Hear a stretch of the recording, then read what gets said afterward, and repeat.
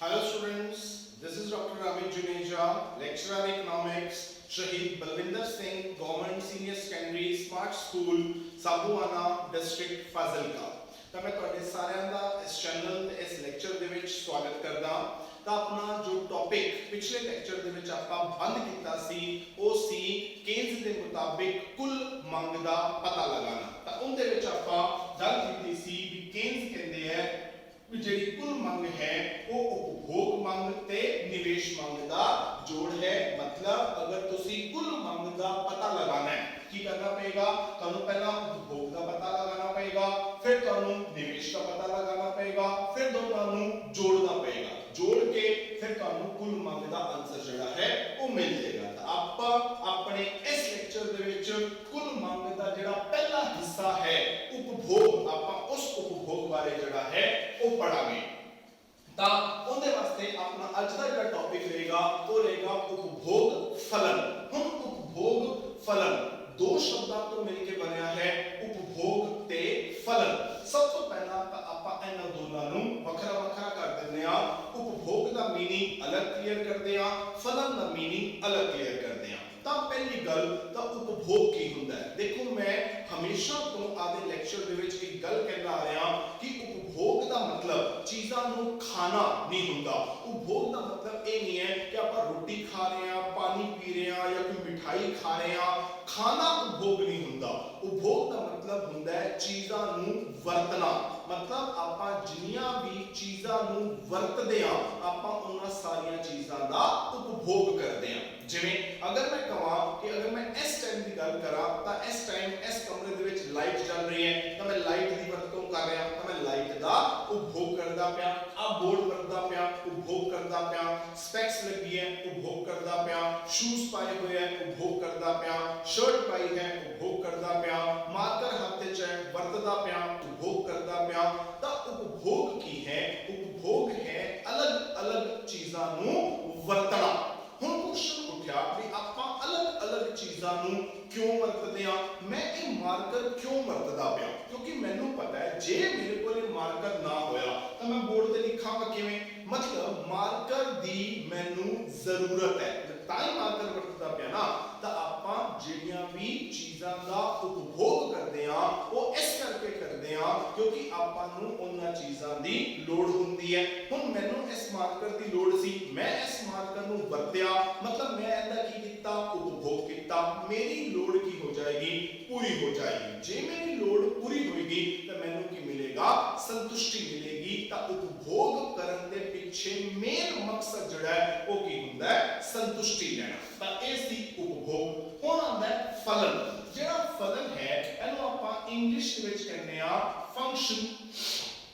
ਜਿਹੜਾ ਉਪਭੋਗ ਹੈ ਇਹਨੂੰ ਆਪਾਂ ਇੰਗਲਿਸ਼ ਕੀ ਕਹਿੰਦੇ ਆ? ਕੰਜ਼ੰਪਸ਼ਨ। ਤਾਂ ਆਪਣਾ ਵਰਡ ਬਣਿਆ ਕੰਜ਼ੰਪਸ਼ਨ ਫੰਕਸ਼ਨ। ਹੁਣ ਫੰਕਸ਼ਨ ਕੀ ਹੁੰਦਾ ਹੈ? ਅਗਰ ਆਪਾਂ ਮੈਥਸ ਦੇ ਵਿੱਚ ਫੰਕਸ਼ਨ ਐਂਡ ਰਿਲੇਸ਼ਨ ਵਾਲਾ ਚੈਪਟਰ ਪੜ੍ਹੀਏ ਜਾਂ ਜਿਨ੍ਹਾਂ ਨੇ ਮੈਥਸ ਨਹੀਂ ਵੀ ਪੜਿਆ ਉਹਨਾਂ ਵਾਸਤੇ ਵੀ ਅਗਰ ਮੈਂ ਇਹ ਲਿਖ ਦਿਆਂ, ਮੈਂ ਲਿਖ ਦਿਆਂ ਕਿ demand is a function of price. ਤਾਂ ਡਿਮਾਂਡ यानी ਕੀ ਹੈ? ਮੰਗ। ਪ੍ਰਾਈਸ ਕੀ ਹੈ? ਕੀਮਤ। ਆ ਐਫ ਕੀ ਹੈ? ਐਫ ਹੈ ਫਲਨ। ਤਾਂ ਹੁਣ ਇਹੀ ਫਲਨ ਇੱਥੇ ਆ ਗਿਆ। यानी ਫਲਨ ਕੀ ਕਰ ਰਿਹਾ ਹੈ? फलन का काम है कि एक पासे मांग पई है, एक पासे कीमत पई है।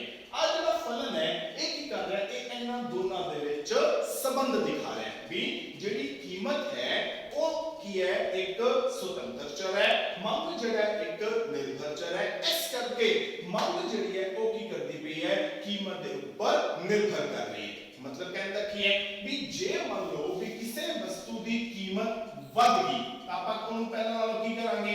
ਘੱਟ ਖਰੀਦਾਂਗੇ।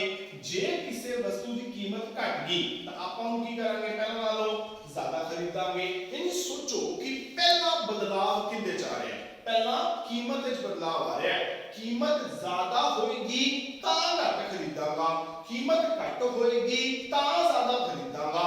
मतलब ਕੀ ਹੈ ਕਿ ਪਹਿਲਾ ਬਦਲਾਵ ਕੀਮਤ ਵਿੱਚ ਆਂਦਾ ਹੈ, ਉਸ ਕਰਕੇ ਬਦਲਾਵ ਕਿੰਦੇ ਚ ਆ ਰਿਹਾ ਹੈ? ਮੰਗ ਵਿੱਚ ਆ ਰਿਹਾ ਹੈ। ਤਾਂ ਕੀ ਹੋ ਰਿਹਾ ਹੈ ਵੀ ਜਿਹੜਾ ਕੀਮਤ ਹੈ ਉਹ ਕੀ ਹੈ? ਸੁਤੰਤਰ ਚਰ ਹੈ। यानी ਜਿਨ੍ਹਾਂ ਚ ਹਮੇਸ਼ਾ ਪਹਿਲਾ ਬਦਲਾਵ ਆਂਦਾ ਹੈ। ਮੰਗ ਕੀ ਹੈ? ਨਿਰਭਰ ਚਰ ਹੈ ਜਿੰਦੇ ਵਿੱਚ ਉਹਦੇ ਕਰਕੇ ਬਦਲਾਵ ਆਂਦਾ ਹੈ। ਤਾਂ ਆ ਫਲਨ ਕੀ ਕਰਦਾ ਕਰਦਾ ਪਿਆ ਫਲਨ ਐਸ ਨਿਰਭਰ ਚਰ ਤੇ ਐਸ ਸੁਤੰਤਰ ਚਰ ਦੇ ਵਿੱਚ ਕੀ ਕਰਦਾ ਪਿਆ ਸੰਬੰਧ ਦਿਖਾਉਂਦਾ ਪਿਆ ਤਾਂ ਜਿਹੜਾ ਇਹ ਬਣਿਆ ਮੈਂ ਇਹਨੂੰ ਕੀ ਕਹਾਂਗਾ ਮੈਂ ਇਹਨੂੰ ਕਹਾਂਗਾ ਮੰਗ ਫਲਨ ਯਾਨੀ ਇਹ ਕੀ ਹੈ ਇਹ ਮੰਗ ਦਾ ਫਲਨ ਹੈ ਜਿਹੜਾ ਮੰਗ ਦੀ ਨਿਰਭਰਤਾ ਦਿਖਾਏਗਾ ਜਿਹੜਾ ਫਲਨ ਹੈ ਉਹ ਕੀ ਕਰਦਾ ਹੈ ਉਹ ਹਮੇਸ਼ਾ ਇੱਕ ਫੰਕਸ਼ਨ ਹੁੰਦਾ ਹੈ ਯਾਨੀ ਕੀ ਕਰਦਾ ਹੈ ਨਿਰਭਰਤਾ ਦਿਖਾਉਂਦਾ ਹੈ ਤਾਂ ਪਹਿਲੀ ਚੀਜ਼ ਜਿਹੜੀ ਯਾਦ ਰੱਖਣੀ ਹੈ ਉਹ ਇਹ ਰੱਖਣੀ ਹੈ ਵੀ ਜਿਸ ਵੀ ਸ਼ਬਦ ਦੇ ਨਾਲ ਫਲਨ ਲੱਗ ਗਿਆ ਉਹ ਕੀ ਬਣੇਗਾ ਉਹ ਨਿਰਭਰ ਚਰ ਬਣ ਜਾਏਗਾ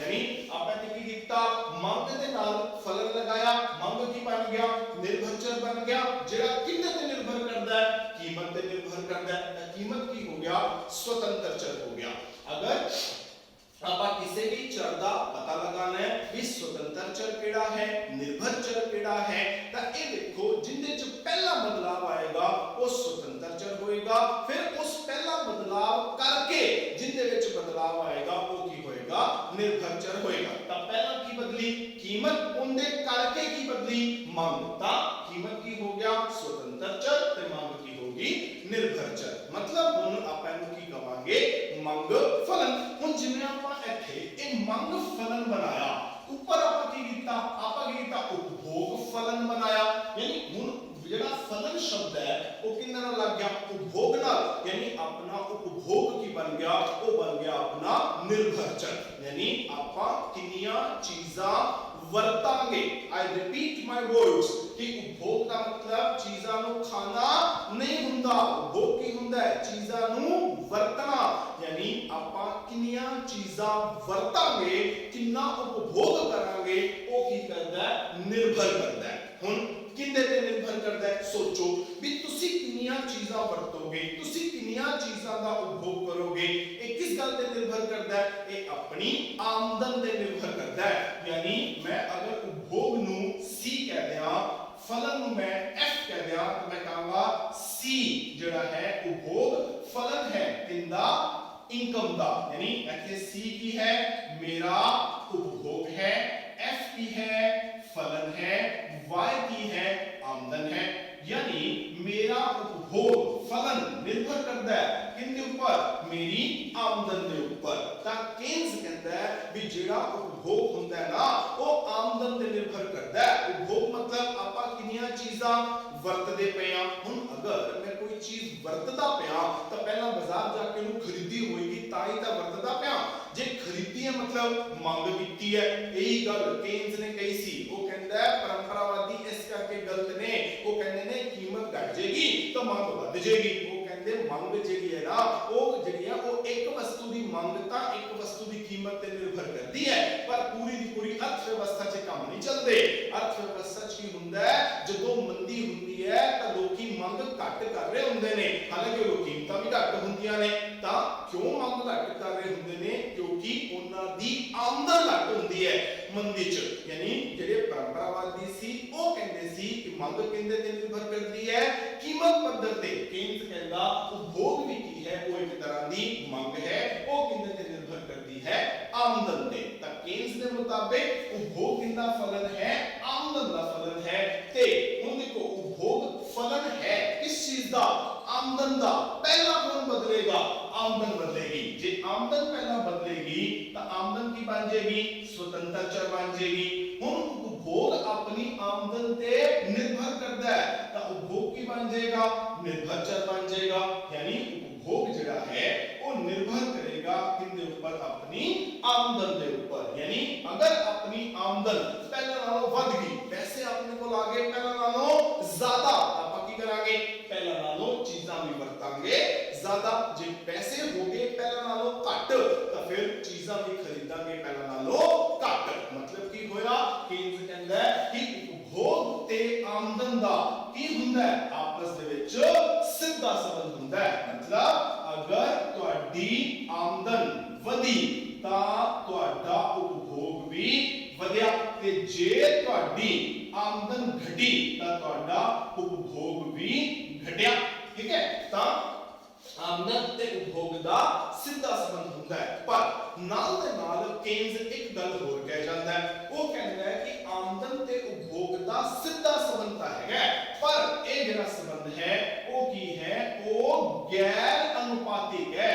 ਗੈਰ ਅਨੁਪਾਤਿਕ ਦਾ ਮਤਲਬ ਕੀ ਹੋਇਆ? ਉਹ ਕਹਿੰਦਾ ਹੈ ਦੋਨਾਂ ਦੇ ਵਿੱਚ ਕੋਈ ਅਨੁਪਾਤਿਕ ਸੰਬੰਧ ਨਹੀਂ ਹੈਗਾ। ਅਨੁਪਾਤਿਕ ਸੰਬੰਧ ਕੀ ਹੁੰਦਾ ਹੈ? ਯਾਨੀ ਦੋਨਾਂ ਦਾ ਅਨੁਪਾਤ ਕੀ ਰਵੇ? ਸਮਾਨ ਰਵੇ, ਸੇਮ ਰਵੇ। ਯਾਨੀ ਅਗਰ ਤੁਹਾਡੀ ਆਮਦਨ ਦੁਗਣੀ ਤਾਂ ਤੁਹਾਡਾ ਉਪਭੋਗ ਵੀ ਦੁਗਣਾ, ਯਾਨੀ ਉਧਰ ਵੀ 2 ਗੁਣਾ ਉਧਰ ਵੀ 2 ਗੁਣਾ, ਤਾਂ ਕੀ ਹੋਇਆ? ਦੋਨਾਂ ਦਾ ਅਨੁਪਾਤ ਕੀ ਹੋਇਆ? ਸੇਮ ਰਿਹਾ ਨਾ। ਇਹ ਹੁੰਦੇ ਨੇ ਅਨੁਪਾਤਿਕ ਸੰਬੰਧ। ਆਮਦਨ 4 ਗੁਣਾ ਉਪਭੋਗ 4 ਗੁਣਾ, ਤਾਂ ਇਹ ਵੀ ਕੀ ਹੋਇਆ? ਅਨੁਪਾਤ ਦੋਨਾਂ ਦਾ ਸੇਮ ਰਿਹਾ। ਇਹ ਵੀ ਕੀ ਹੋ ਗਏ? ਅਨੁਪਾਤਿਕ ਸੰਬੰਧ। ਪਰ ਕੇਨਜ਼ ਕੀ ਕਹਿੰਦਾ ਹੈ? ਕਹਿੰਦਾ ਸੰਬੰਧ ਤਾਂ ਹੈਗਾ ਪਰ ਜਿਹੜਾ ਹੈ ਗੈਰ ਅਨੁਪਾਤਿਕ ਹੈ। ਇਹ ਨਹੀਂ ਹੈਗਾ ਵੀ ਅਗਰ ਆਮਦਨ 10 ਗੁਣਾ ਹੋ ਜਾਏਗੀ ਤਾਂ ਭੋਗ ਵੀ 10 ਗੁਣਾ ਹੋ ਜਾਏਗਾ, ਐਵੇਂ ਨਹੀਂ ਹੁੰਦਾ। ਜਾਂ ਅਗਰ ਆਮਦਨ ਅੱਧੀ ਰਹੇਗੀ ਤਾਂ ਭੋਗ ਵੀ ਅੱਧਾ ਰਹਿ ਜਾਏਗਾ, ਐਵੇਂ ਵੀ ਨਹੀਂ ਹੁੰਦਾ।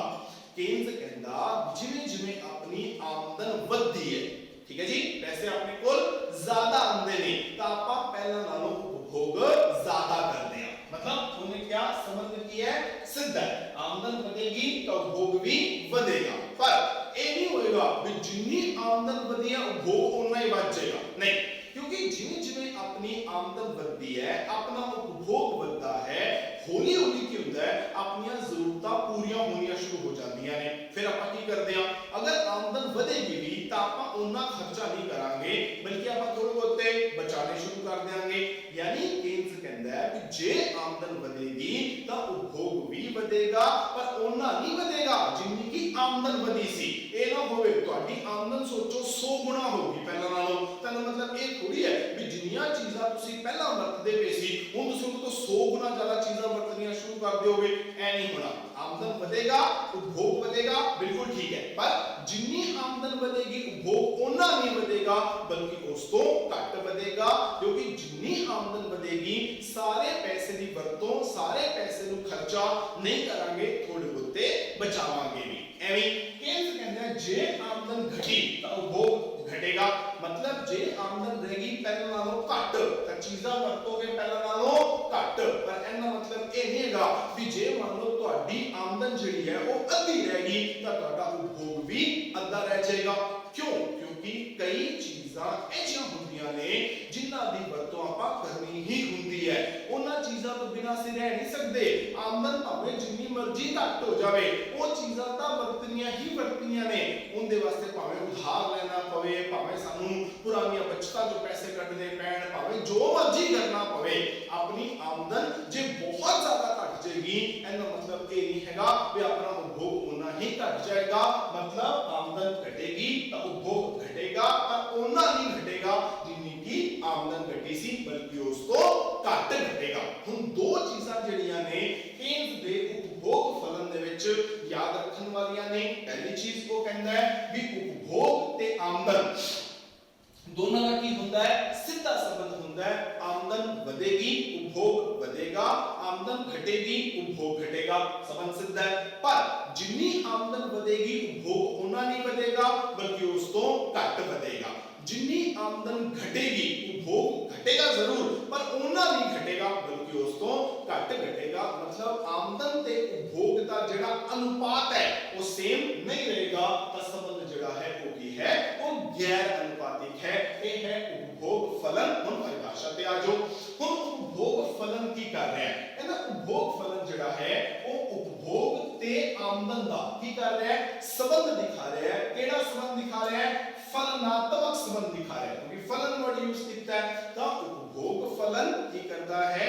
आमदन ते उपभोग विच पाए जाने वाले फलनात्मक संबंध बारे दिखांदा है, जिंदे विच आमदन जिहड़ी है वो एक स्वतंत्र चर हुंदी है, उपभोग जिहड़ा है वो एक निर्भर चर हुंदा है। आमदन दे वधन ते उपभोग वधदा है, आमदन दे घटन ते उपभोग घटदा है। पर जिन्नी आमदन वधदी है उपभोग उन्ना नहीं वधदा बल्कि उस तो घट वधदा है। जिन्नी आमदन घटदी है उपभोग घटदा है पर उन्ना नहीं घटदा। मतलब संबंध सीधा है पर संबंध अनुपातिक नहीं है। एक केंद्र दा उपभोग फलन है। हुण आपां इहदे च ना एक गल कही भी जिहड़ा अपना उपभोग है वो किहदे ते निर्भर करदा है? वो अपनी आमदन ते निर्भर करदा है। तो यही अपना की है? उपभोग फलन है। यानी अगर आप थोड़ा जा इनू होर डीपली जाइए तो ये कहते हैं कि उपभोग है फलन किस चीज का? आमदन का। यानी आमदन ज्यादा उपभोग ज्यादा,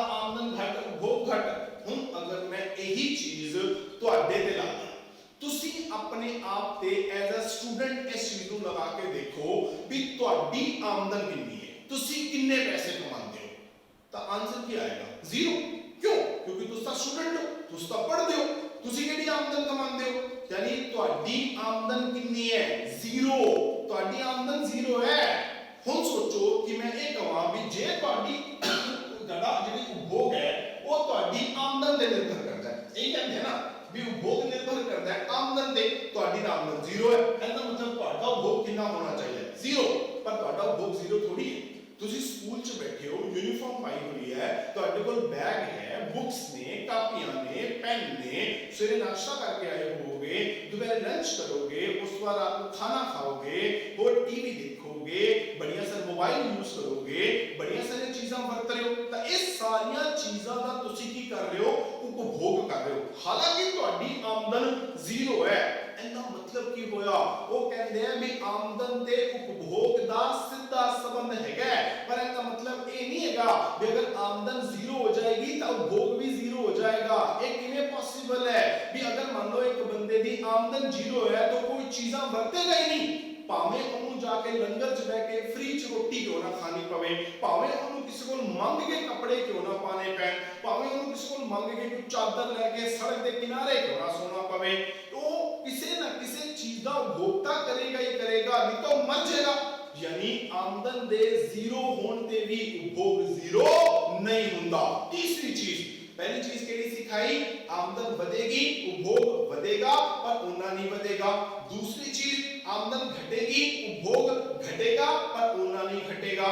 तीसरी चीज, आमदन दे जीरो होने ते भी उपभोग जीरो नहीं होएगा। मतलब कहना की है कि अगर मैं एक कहूं कि C मेरा उपभोग है, ए कितने बराबर है, ए है a plus b y, एक ही है, ए मेरे उपभोग ਨੂੰ ਮਾਪਣ ਦੀ ਇਕੁਏਸ਼ਨ ਹੈ।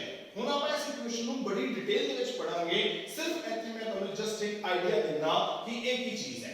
ਇੱਥੇ ਜੋ c ਲਿਆ ਉਹ ਹੈ ਮੇਰਾ उपभोग, ਜਿਹੜਾ ਆ y ਹੈ ਇਹ ਹੈ ਮੇਰੀ ਆਮਦਨ, ਜਿਹੜਾ ਮੈਂ b ਹੈ ਇਹ ਹੈ ਮੇਰੀ सीमांत उपभोग प्रवृत्ति। ਹੁਣ ਇਹ सीमांत उपभोग प्रवृत्ति की चीज ਹੁੰਦੀ ਹੈ, ਇਹ ਆਪਾਂ ਥੋੜੀ ਦੇਰ ਤੱਕ ਆਪਣੇ ਲੈਕਚਰ 'ਚ ਦੇਖਾਂਗੇ।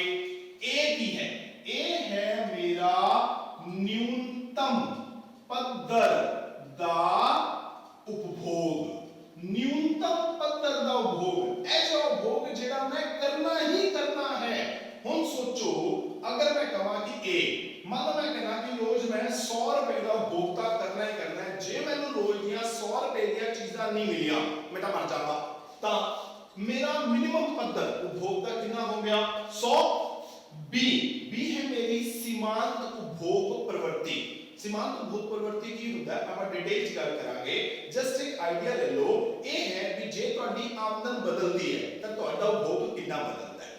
ठीक है, आमदन बदली तो उपभोग कितना बदला है। मान लो मैं कहा कि मेरी आमदन 100 रुपए बढ़ी तो मेरा उपभोग 50 बढ़े, कितना बढ़े अद्धा। आमदन बढ़ी 100 तो उपभोग ने बढ़ना है ना, आमदन 100 बढ़ी उपभोग 50 बढ़या, यानी आमदन वालों कितना बढ़या अद्धा। अद्धा कितना है 0.5। तो एक ही बन गई मेरी सीमांत उपभोग प्रवृत्ति y की मेरी आमदन। मैं मान लिया मेरी आमदन 0 है, ਤੁਸੀਂ ਸੋਚੋ ਆਦੇ ਤੇ ਲਗਾ ਲਓ, ਇਹ ਸੋਚੋ ਤੁਹਾਡੀ ਆਮਦਨ ਇਸ ਟਾਈਮ ਤੇ 0 ਹੈ। ਹੁਣ ਸੋਚੋ ਵੀ ਆ 100 ਆ ਗਿਆ, 0.5 ਨੂੰ ਤੁਸੀਂ 0 ਨਾਲ ਗੁਣਾ ਕੀਤੀ ਕਿੰਨਾ 0, ਦਾ ਆਨਸਰ ਕਿੰਨਾ ਆਇਆ 100। ਯਾਨੀ ਤੁਸੀਂ ਉਪਭੋਗ ਕਿੰਨਾ ਕਰੋਗੇ 100 ਰੁਪਏ ਦਾ ਕਰ ਰਹੇ ਹੋ ਇਸ ਟਾਈਮ ਤੇ, ਜੋ ਕਿ ਤੁਹਾਡਾ ਨਿਊਨਤਮ ਪੱਧਰ ਹੈ ਉਪਭੋਗ ਦਾ, ਹੈ ਨਹੀਂ ਇਸ ਟਾਈਮ ਤੇ ਤੁਹਾਡੀ ਆਮਦਨ ਹੈ ਨਹੀਂ। ਪਰ ਸੋਚੋ ਆਮਦਨ ਹੈ ਨਹੀਂ ਫਿਰ ਵੀ ਤੁਸੀਂ ਉਪਭੋਗ ਕਰਦੇ ਪਿਓ, ਇਹ ਪੈਸੇ ਕਿੱਥੋਂ ਆਏ, ਇਹ ਪੈਸੇ ਆਏ ਤੁਹਾਡੇ ਮਾਂ-ਬਾਪ ਦੇ ਕੋਲੋਂ, ਯਾਨੀ ਜੋ ਤੁਹਾਡੇ ਮਾਤਾ-ਪਿਤਾ ਨੇ ਆਪਣੇ ਕੋਲ ਤੁਹਾਡੇ ਵਾਸਤੇ ਪੈਸੇ ਜੋੜ ਕੇ ਰੱਖੇ ਹੋਏ ਨੇ, ਉਹ ਪੈਸੇ ਚੋਂ ਨਿਕਾਲ ਕੇ ਤੁਹਾਡਾ ਉਪਭੋਗ ਕਰਾਉਂਦੇ ਪਏ ਨੇ। ਮਤਲਬ ਹੁਣ ਇਹ A ਦੀ ਵੈਲਿਊ ਕਿੰਨੀ ਹੋਏਗੀ, ਤੁਹਾਡਾ ਇਹ ਮਿਨੀਮਮ ਜਿਹੜਾ ਲੈਵਲ ਹੈ ਉਪਭੋਗ ਦਾ, ਜਿਹੜਾ ਨਿਊਨਤਮ ਪੱਧਰ ਹੈ ਉਪਭੋਗ ਦਾ, ਇਹ ਕਿੰਨੇ ਤੇ ਨਿਰਭਰ ਕਰਦਾ ਹੈ, ਇਹ ਤੁਹਾਡੀ ਆਮਦਨ ਤੇ ਨਿਰਭਰ ਨਹੀਂ ਕਰਦਾ, ਕਿਉਂਕਿ ਮੈਂ ਕਿਹਾ ਤੁਹਾਡੀ ਆਮਦਨ ਤਾਂ 0 ਹੈ, ਇਹ ਨਿਰਭਰ ਕਰਦਾ ਹੈ ਤੁਹਾਡੇ ਮਾਂ-ਬਾਪ ਦੀ ਆਮਦਨ ਤੇ। ਜੇ ਤਾਂ ਤੁਹਾਡੇ ਮਾਂ-ਬਾਪ ਦੀ ਆਮਦਨ ਜ਼ਿਆਦਾ ਹੈ ਤਾਂ ਕੀ ਹੋਏਗਾ, ਆ ਤੁਹਾਡਾ ਨਿਊਨਤਮ ਪੱਧਰ ਜ਼ਿਆਦਾ ਹੋਏਗਾ, ਮਤਲਬ ਉਹ ਤੁਹਾਨੂੰ ਜ਼ਿਆਦਾ ਪੈਸੇ ਦੇ ਦੇਣਗੇ ਉਪਭੋਗ ਕਰਨ ਵਾਸਤੇ। ਜੇ ਤੁਹਾਡੇ ਮਾਂ-ਬਾਪ ਦੀ ਆਮਦਨ ਘੱਟ ਹੈ ਤੁਹਾਨੂੰ ਘੱਟ ਪੈਸੇ ਹੀ ਦੇ ਸਕਣਗੇ। ਇਹ ਕੀ ਹੋ ਜਾਏਗਾ, ਇਹ ਉਨਾ ਹੀ ਤੁਹਾਡਾ ਘੱਟ ਹੋ ਜਾਏਗਾ।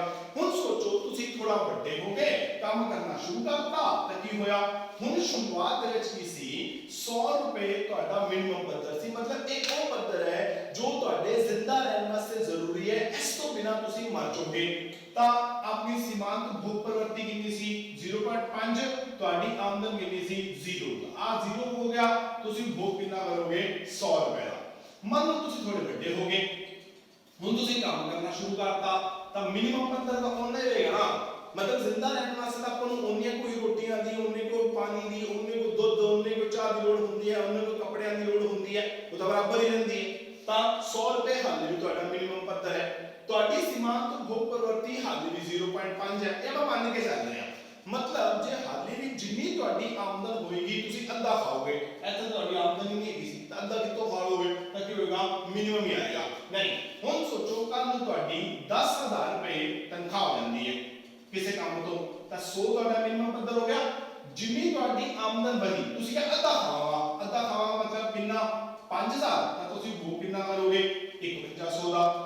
ਕੱਲ ਨੂੰ ਸਪੋਜ਼ ਕਰੋ ਆ 100 ਐਵੇਂ ਰਹਿੰਦਾ ਹੈ, ਆ 0.5 ਐਵੇਂ ਰਹਿੰਦਾ ਹੈ, ਤੁਹਾਡੀ ਤਨਖਾਹ ਅੱਗੇ ਕੀ ਹੋ ਜਾਂਦੀ ਹੈ 20000 ਹੋ ਜਾਂਦੀ ਹੈ, ਤਾਂ ਆ 100 ਐਵੇਂ ਪਿਆ। ਹੁਣ ਤੁਸੀਂ ਕਿਹਾ ਸੀ ਜਿੰਨੀ ਆਮਦਨ ਹੋਏਗੀ ਅੱਧਾ ਖਾਵਾਂਗੇ, 20000 ਆਮਦਨ ਹੈ, ਅੱਧਾ ਖਾਣਾ ਹੈ ਕਿੰਨਾ 10,000 रुपए, कितना खाओगे तुसी 10,100 रुपए का उपभोग करोगे। चेक करो आमदन 10,000 तो 20,000 हुई, ਤੁਹਾਡਾ ਭੋਗ 5100 ਤੋਂ 10,100 रुपए हो गया। ਆਮਦਨ ਵਧੀ ਤਾਂ ਨਾਲ ਦੇ ਨਾਲ ਕੀ ਹੋਇਆ, ਉਪਭੋਗ ਵੀ ਜਿਹੜਾ ਵੱਧ ਗਿਆ। ਆਮਦਨ ਤੇ ਉਪਭੋਗ ਦਾ ਕੀ ਹੋ ਗਿਆ, ਸਿੱਧਾ ਸੰਬੰਧ ਹੋ ਗਿਆ। ਪਰ ਇਹ ਸੋਚੋ ਵੀ ਜਿੰਨੀ ਤੁਹਾਡੀ ਆਮਦਨ ਵਧੀ ਕੀ ਤੁਹਾਡਾ ਉਪਭੋਗ ਉਨਾ ਵਧਿਆ ਨਹੀਂ, ਆਮਦਨ ਹੋਗੀ ਤੁਹਾਡੀ ਦੁਗਣੀ ਤਾਂ ਕੀ ਤੁਹਾਡਾ ਉਪਭੋਗ ਦੁਗਣਾ ਹੋਇਆ ਨਹੀਂ। ਜੇ ਦੁਗਣਾ ਹੋਇਆ ਹੁੰਦਾ ਤਾਂ ਇੱਥੇ 5100 ਦਾ ਦੁਗਣਾ ਯਾਨੀ ਕਿ 10,200 ਹੁੰਦਾ, ਇੱਥੇ ਕਿੰਨਾ ਪਿਆ 10,100 ਰੁਪਏ, ਯਾਨੀ ਸਾਡੀ 100 ਰੁਪਏ ਕੀ ਹੈ ਘੱਟ ਹੈ। ਇਹੀ ਕੇਨਜ਼ ਕਹਿੰਦਾ ਹੈ ਵੀ ਆਮਦਨ ਵਧੇਗੀ ਉਪਭੋਗ ਵਧੇਗਾ ਪਰ ਉਨਾ ਨਹੀਂ ਵਧੇਗਾ, ਉਸ ਤੋਂ ਘੱਟ ਵਧੇਗਾ। ਆਮਦਨ ਘਟੇਗੀ ਉਪਭੋਗ ਘਟੇਗਾ ਪਰ ਉਨਾ ਨਹੀਂ ਘਟੇਗਾ, ਉਸ ਤੋਂ ਘੱਟ ਘਟੇਗਾ। ਤੇ ਇਹ ਕੇਨਜ਼ ਦੇ ਮੁਤਾਬਿਕ ਜਿਹੜਾ ਹੈ ਉਹ ਕੀ ਹੈ, ਉਹ ਤੁਹਾਡਾ ਉਪਭੋਗ ਫਲਨ ਆ ਜਾਂਦਾ ਹੈ। ਅਗਰ ਆਪਾਂ ਐਸੇ ਉਪਭੋਗ ਫਲਨ ਨੂੰ ਇੱਕ ਡਾਇਗਰਾਮ ਦੇ ਥਰੂ ਦਿਖਾਈਏ ਤਾਂ ਉਹ ਕਿਵੇਂ ਆਏਗੀ, ਹੁਣ ਧਿਆਨ ਦਿਆ ਜੇ।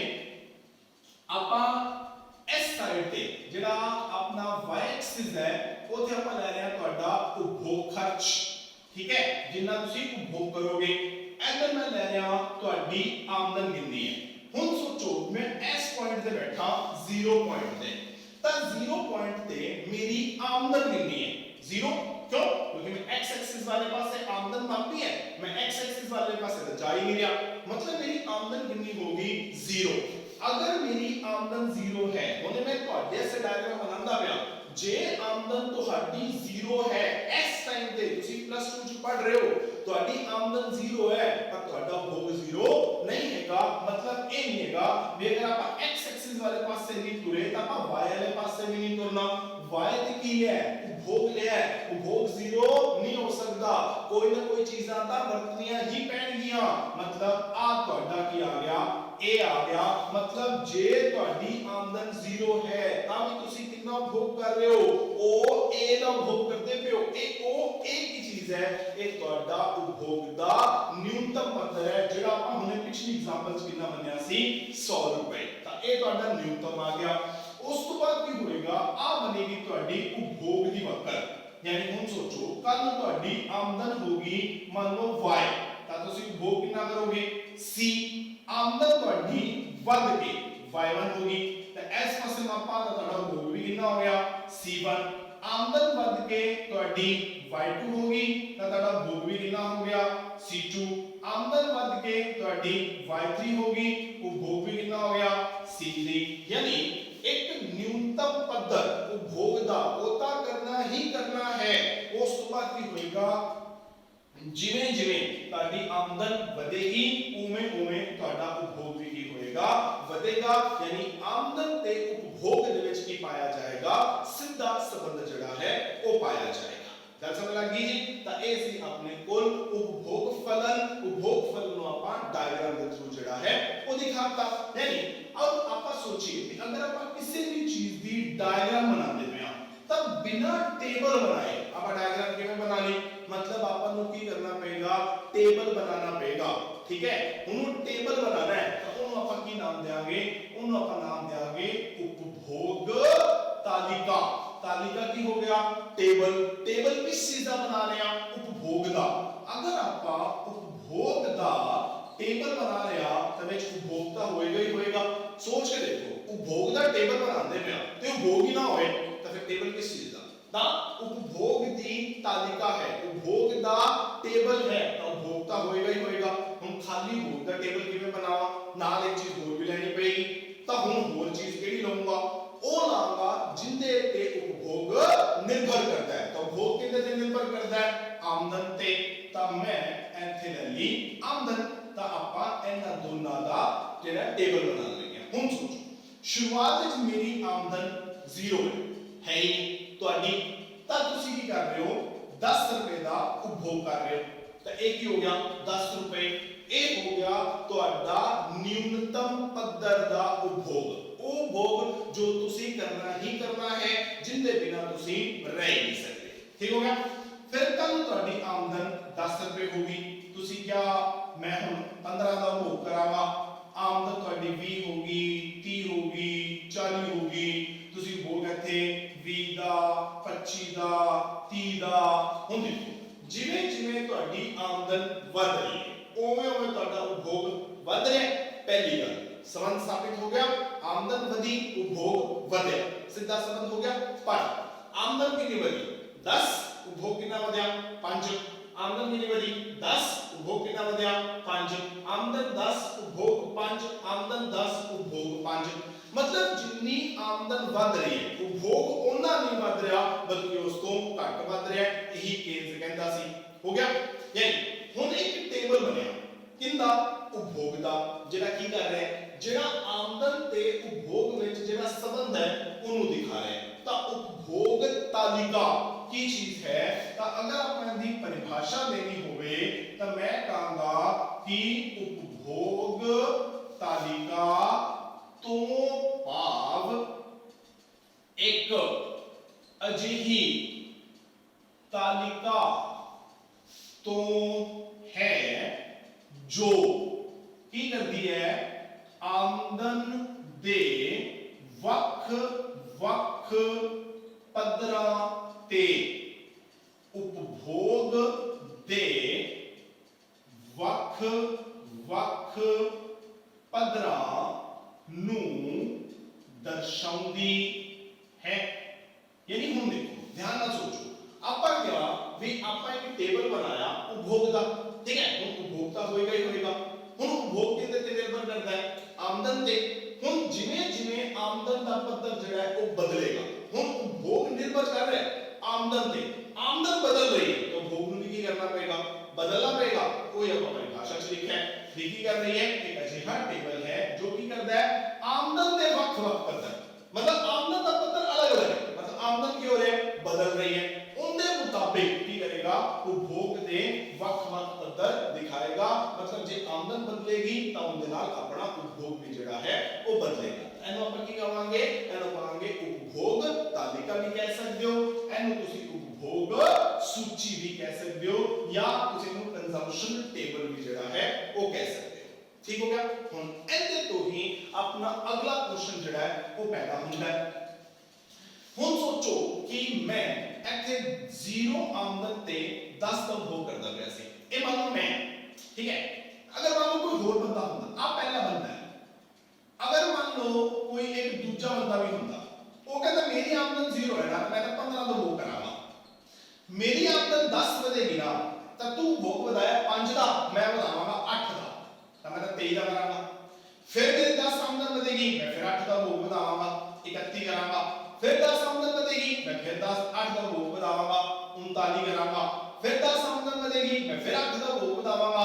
47 करांगा यानी मैं भोग बढ़ा रहा हर वाली 10 आमदन दे बदलते 5 ਦਾ कोई और बंदा बढ़ा रहा है 8 ਦਾ मेरा न्यूनतम पद्धर 10 है उनका न्यूनतम पद्धर 15 है ਇਹਦਾ मतलब ਕੀ मतलब मेरी आमदन दे बदलन ते मेरा उपभोग कितना बदलेगा 5 बदलेगा के 8 बदलेगा ठीक है, वो निर्भर करता है मेरे सुभाਅ ते कि मैं किन्नियां कुछ चीज़ां दा उपभोग करना चाहना।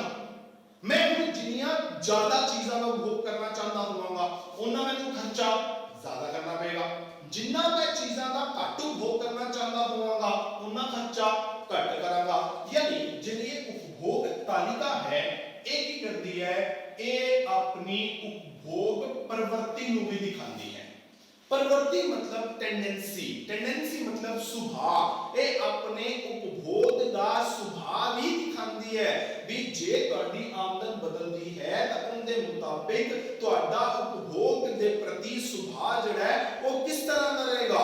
मतलब आमदन के बदलण ते ਤੁਸੀਂ उपभोग किन्ना को बदलना पसंद करोगे ਤਾਂ ਇਹਨੂੰ ਆਪਾਂ उपभोग प्रवृत्ति भी कह सकते हैं। ਤਾਂ प्रवृत्ति की होया सुभाव। ਤਾਂ ਇਹ ਟੇਬਲ ਜਿਹੜਾ ਹੈ, ਜਿਹੜਾ ਆ ਵਾਲਾ ਐਨਾ ਟੇਬਲ है, ਇਹ ਕੀ ਕਰ ਰਿਹਾ है, ਇਹ ਮੇਰਾ ਸੁਭਾਅ ਦਿਖਾ ਰਿਹਾ है। अगर मैं आ वाला खाना ਤੇ ਇਹ ਵਾਲਾ ਖਾਣਾ ਲੈ ਲਵਾਂ, ਇਹਨੂੰ ਵਿੱਚੋਂ ਛੱਡ ਦੇਵਾਂ ਤਾਂ ਇਹ ਕੀ ਹੈ, ਇਹ ਦੂਜੇ ਬੰਦੇ ਦਾ ਸੁਭਾਅ ਦਿਖਾਉਂਦਾ ਪਿਆ। ਇਹਨੂੰ ਆਪਾਂ उपभोग प्रवृत्ति भी कहते हैं क्योंकि जो ਆਪਾਂ उपभोग ਦੀ ਤਾਲਿਕਾ ਟੇਬਲ ਬਣਾਵਾਂਗੇ ਉਸ ਟੇਬਲ ਤੋਂ उपभोग ਦੇ प्रति अपनी प्रवृत्ति, अपनी टेंडेंसी, अपने सुभाव ਦਾ भी पता लगेगा। ਇਹਨੂੰ ਆਪਾਂ उपभोग प्रवृत्ति का नाम भी दे सकते हैं। तो उपभोग प्रवृत्ति भी की है, सेम परिभाषा रहेगी जो की करती है, जो आमदन ਦੇ ਵੱਖ-ਵੱਖ ਪੱਧਰਾਂ ਤੇ ਕੀਤੇ ਜਾਣ ਵਾਲੇ उपभोग ਦੀ ਵੱਖ-ਵੱਖ ਮਾਤਰਾ ਨੂੰ ਦਿਖਾਉਂਦੀ ਹੈ ਤੇ ਨਾਲ ਦੇ ਨਾਲ ਦੋਨਾਂ ਵਿੱਚ ਪਾਇਆ ਜਾਣ ਵਾਲਾ ਸਿੱਧਾ ਤੇ ਗੈਰ ਅਨੁਪਾਤਿਕ ਸੰਬੰਧ ਜਿਹੜਾ ਹੈ ਉਹ ਦਿਖਾਉਂਦੀ ਹੈ। ਉਹਨੂੰ ਆਪਾਂ उपभोग प्रवृत्ति कहते हैं। ठीक है जी, तो अपना जेड़ा आज दा लास्ट टॉपिक रहा वो रहा उपभोग प्रवृत्ति। जेड़ा अपना अगला लेक्चर रहेगा वो ਆਪਾਂ उपभोग प्रवृत्ति तो ही शुरू करांगे ਤਾਂ ਆਪਾਂ ਇਹਨੂੰ ਹੋਰ ਅੱਗੇ ਐਕਸਪਲੇਨ ਜਿਹੜਾ ਹੈ ਉਹ ਕਰਨ ਦੀ ਕੋਸ਼ਿਸ਼ ਕਰਾਂਗੇ। ਤਾਂ ਉਮੀਦ ਹੈ ਤੁਹਾਨੂੰ ਲੈਕਚਰ ਸਮਝ ਆ ਗਿਆ ਹੋਵੇਗਾ, ਅੱਛਾ ਲੱਗਿਆ ਹੋਵੇਗਾ। ਕੋਈ ਡਾਊਟ ਹੋਵੇ ਤਾਂ ਕਮੈਂਟ ਬਾਕਸ ਜ਼ਰੂਰ ਪਾਇਆ ਜੇ। Thank you very much.